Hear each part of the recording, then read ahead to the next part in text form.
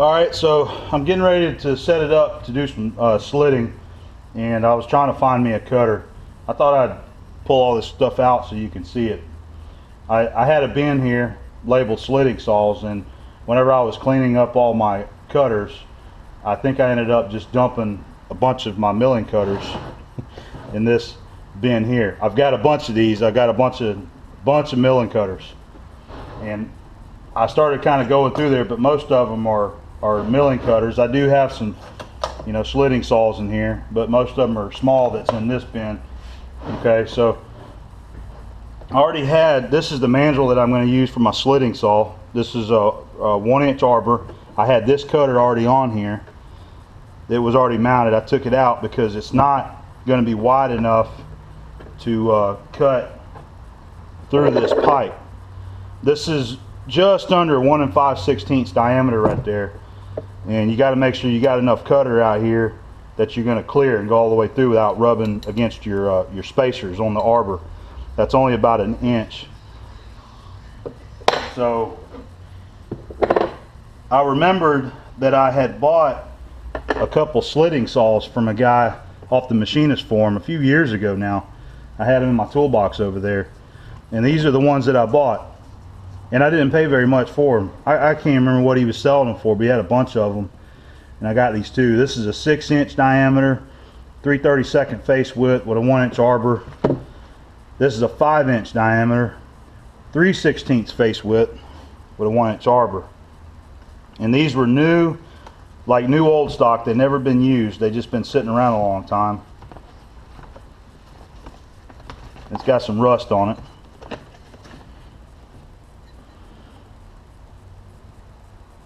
But I'm pretty sure that they've never been used. They still feel sharp as a razor on that edge. So I believe I'm going to use this one right here. It's a little thicker than what I wanted to use. I didn't want to make that thick of a cut. I was wanting something thinner, but I think it'll still work. I'm going to have plenty of diameter there to clear my pipe using this one, going through there. So I might just use this one here. I'm going to dig around just a little bit more and see if I ain't got a small or a thinner one in one of my bins. But if not, if I can't find something quick, I'm just going to go ahead and set this one up and use this. Finally put this thing to use after buying it and just sitting over there. Yeah, I went and pulled my my other bin with the 1-inch mills. You can see I've got a lot more of the slitting saw type cutters in here, and I just found another one here that's the same diameter as this this old New S Morse 5-inch. Here's a good one here, and it's only 1/8 thick, the same diameter as 5, and it's already been used. So I think I'm going to go ahead and use this one instead of this one. I'll just go ahead and put this one back up and hold on to that since it's never been used before, and just go ahead and use this one here. Alright, so I made some changes again. I got this thing set up and I figured out that 5-inch diameter cutter wouldn't work, so that other 6-inch Morse cutter that I showed you that I had put up, that's this one here, and I'm going to use it. And the reason why I got to go to a 6-inch is because you got to have enough clearance so that your cutter is going to come through the back side and cut it, but you got to be able to clear your part right here. So that would have, the spindle of the mill would have been trying to hit right here. So even the 5-inch was a little bit too small. So I've got her kind of positioned where I think it'll go through there, and I think that 6-inch will work just fine now. So I'm going to give that one a shot and see how it does. All right, here we go. The right way. I've got my knee set to 0. I've got the cut where I want it.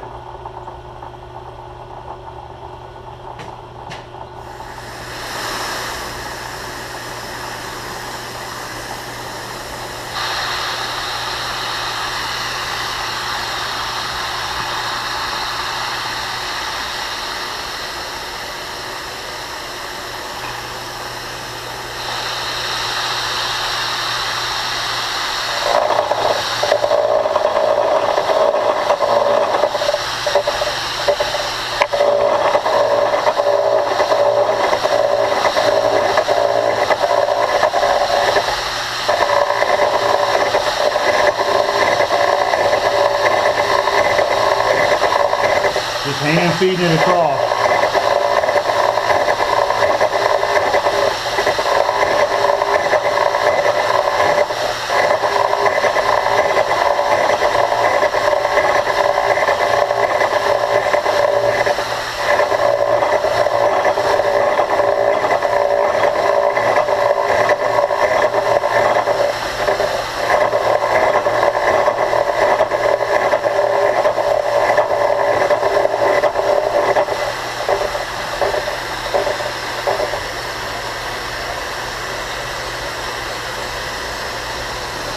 I'm just checking my backlash here on the X axis here, make sure it's not dragging.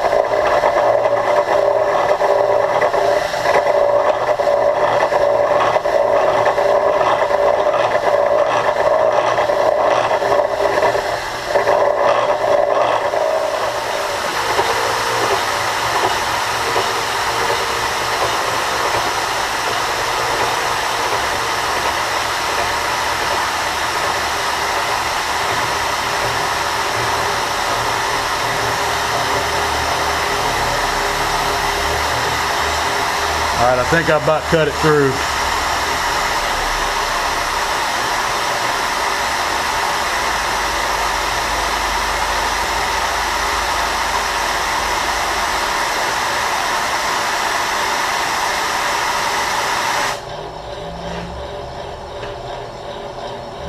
Yeah, I'm all the way through there.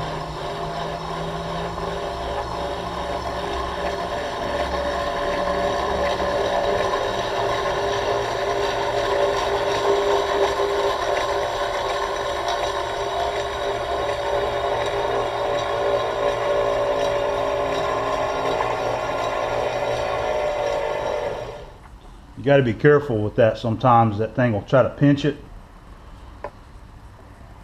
I've had them do that before. I think it did pretty damn good. Everything stayed nice and square and straight. It didn't try to draw on me whenever it cut through there.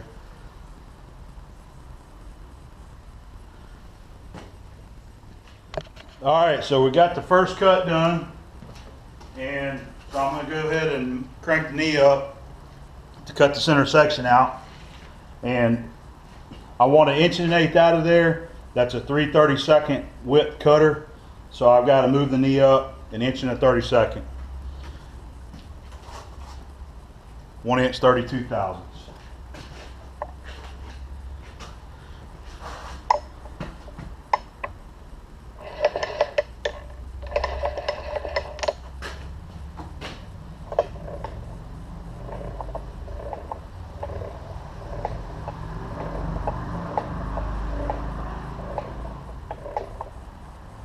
There's 1 inch and 32.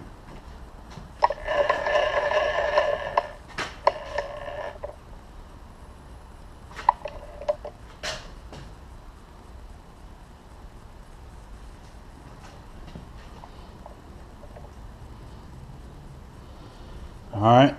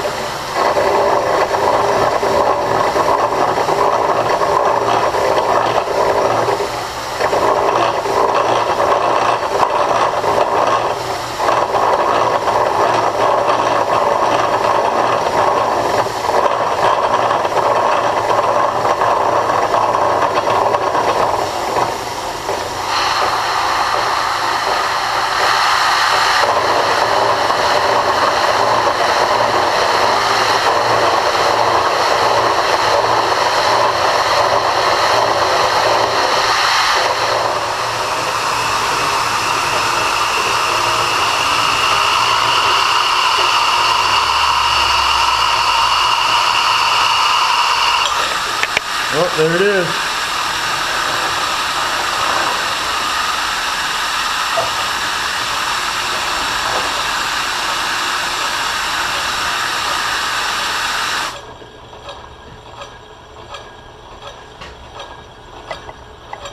I wasn't quite to the edge of it. I mean, I was just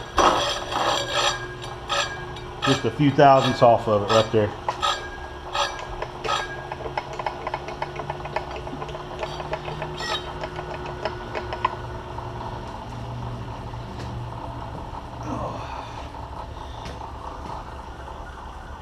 There's the piece.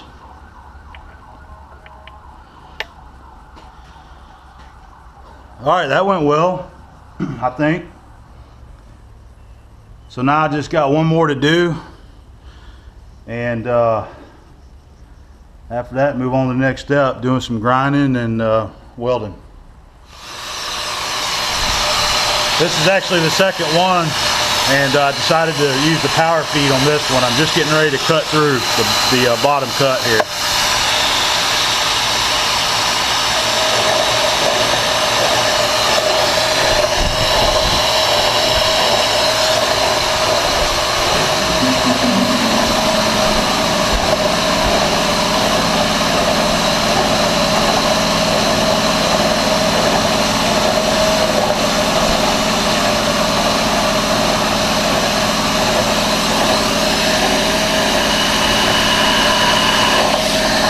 There it is.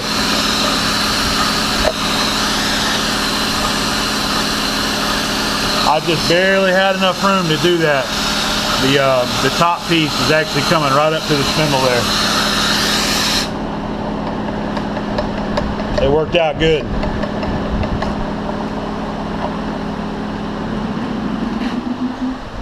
Here they are both cut. I think it worked out really well. This is kind of, I mean, this is basically what they'll look like once they're put back together.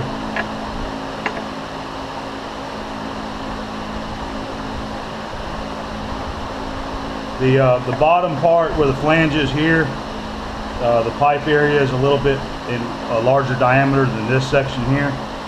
So it's I've actually got a bit of a lip there, but I'm gonna go ahead and grind a V around them. I'll grind a little bit around here just to give me a little bit more weld area. And I'll put them back together, bolt them to the jig plate that I made, and braze them up. And what I'll have to do is I'll braze up one half of it with it on the jig plate, and then I'll have to take it off so that I can get to the inside here and get that side brazed up.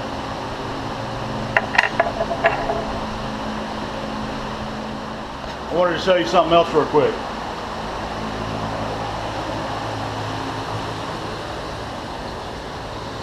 This is our Hurricane Karen weather right now.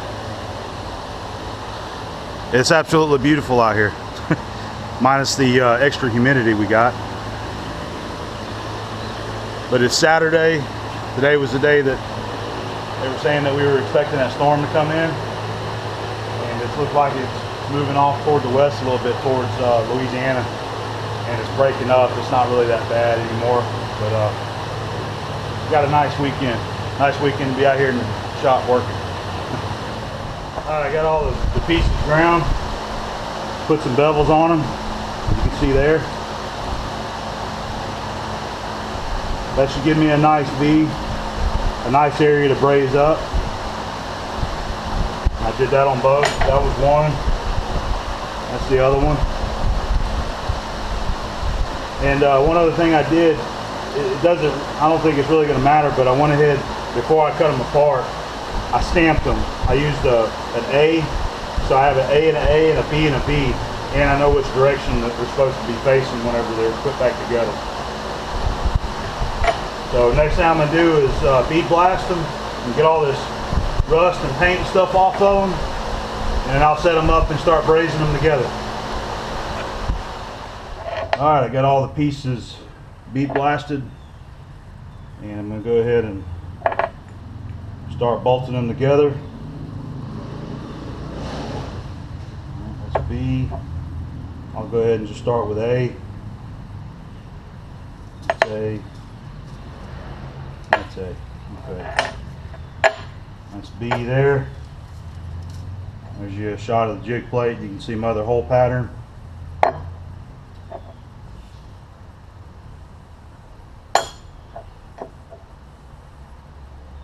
that one on there. And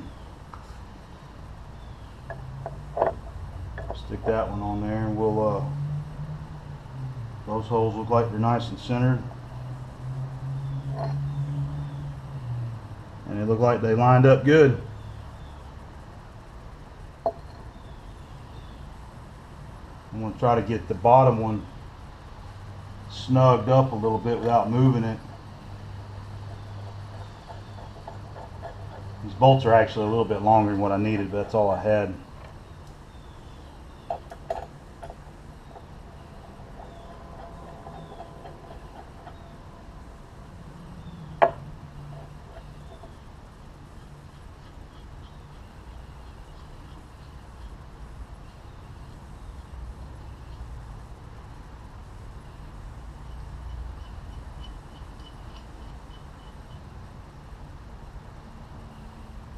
That still looks nice and centered. Snug it up. Alright, there's the base. We've got the top piece.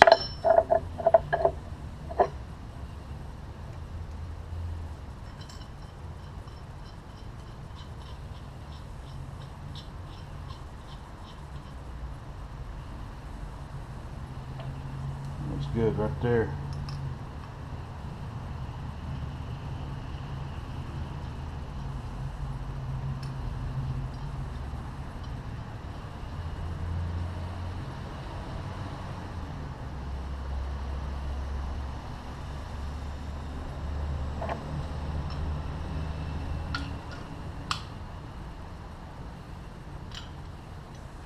Alright, so there it is, bolted back together now, and I'm ready to do some brazing. Let's get this sucker brazed back together.